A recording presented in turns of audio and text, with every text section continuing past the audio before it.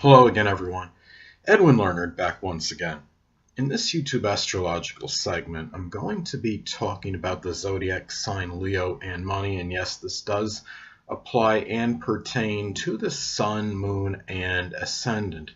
Well, anyway, first thing about Leo and money that stands out to me, of course, is the fact that they could be very extravagant with their money. Leos often have a very difficult time living within their own income. And Leos, unfortunately, could often rack up exorbitant credit card debt as a result. Sometimes, even despite Leo being very magnanimous and generous as far as their finances go, they may often find themselves having to ask friends for money, and because the fact is, even though Leo can make a prodigious amount of money quickly, it can often dissipate because of their spending habits. Now, another thing about Leo, though, is that Leo sadly can sometimes be gullible, and it can apply to money situations as well. Keep in mind that Pisces often falls on the 8th house cusp in a solar or natal chart for Leo, and the 8th house is, of course, is overshared and others' resources. There's shared resources, and say that could include perhaps a joint business endeavor. Leo has to be careful that they don't get involved with the wrong people, because there could be deception involved in that, and money lost because of those situations, but money taken from the other person in the arrangement. So another thing too about Leo with their spending habits, Leo can be very generous with their money. And the thing about it is Leo likes to live large. Part of the reason that this extravagance is often connected with wanting the finer things in life. They often won't settle for generic brands on things. They often want these supreme high name brands, and in the best car, the best house they could get. It's their lifestyle. A lot of this is attributed to. Now, another thing about Leo too is that, well, they can make money doing gambling more so than the average person, because of that correspondence with gambling in the 5th house. And of course, the 5th house corresponds with the zodiac sign Leo, but they could also lose money because of this as well. Now, the thing about it, though, the sign Sagittarius often falls on the 5th house cusp in a solar or natal chart for Leo, which is why they could be lucky in these endeavors as well. Now, the thing about Leo, what they can do well as far as career with the sign Leo, well, entertainment is one thing.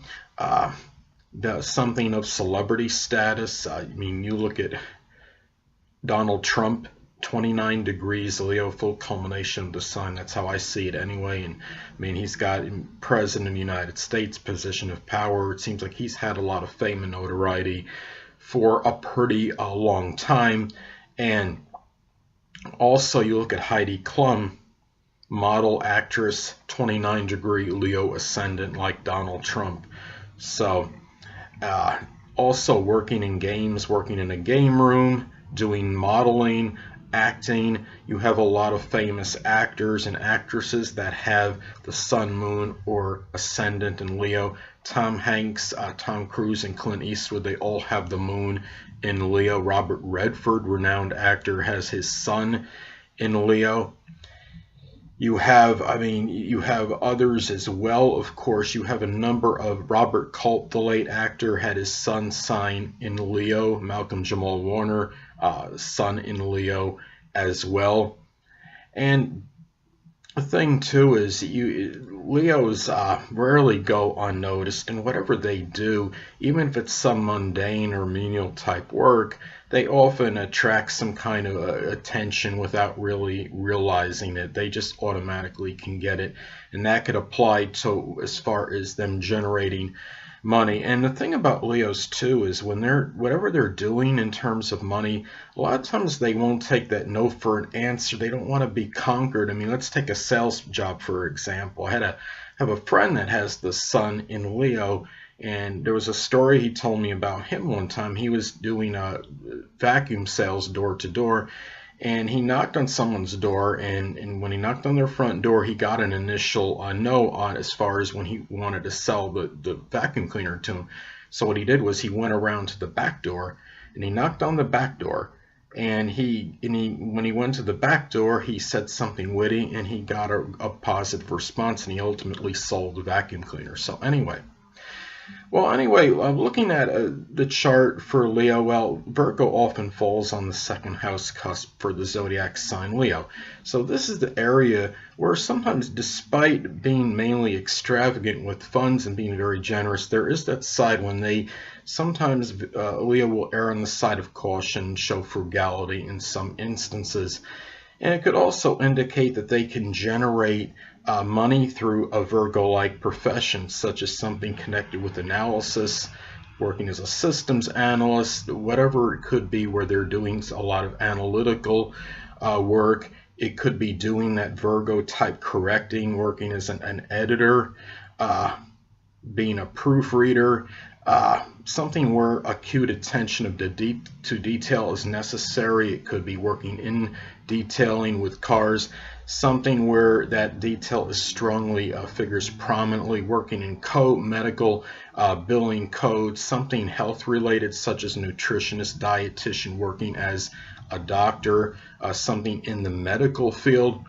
Even something associated with health and fitness in general, could be a health advisor, working as a fitness instructor.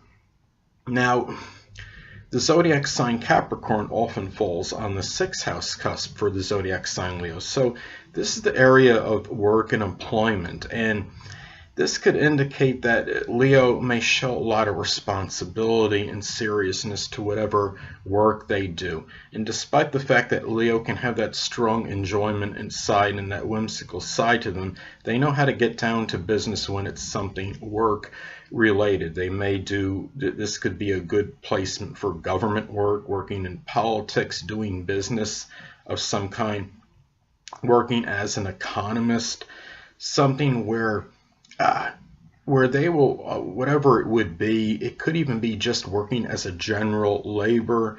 But as I stated before, whatever it is that Leo does is that they still can attract some kind of attention for it, even if it is a mundane or menial position. So, well, last but not least, I'm going to get to the 10th house cusp, and Taurus often falls on the 10th house cusp of career in a solar or natal chart for Leo.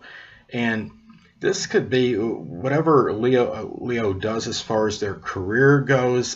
They could show a lot of financial acumen and prowess in this area.